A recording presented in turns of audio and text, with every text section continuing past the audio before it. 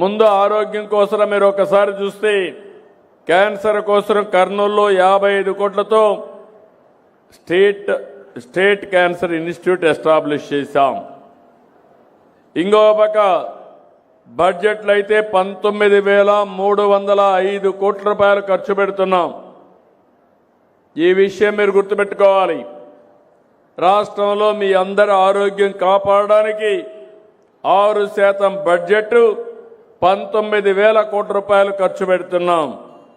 ఇంకో పక్కన కొత్తగా నేను ఒకటి తీసుకొచ్చాను. అందరికీ అంటే మధ్యతరగతి కుటుంబాలను కూడా కవర్ చేస్తూ ఉచితంగా 2,50,000 వరకు ఇన్సూరెన్స్ చేసి మీ అందరి ఆరోగ్యాన్ని కాపాడే బాధ్యత తీసుకున్నాం.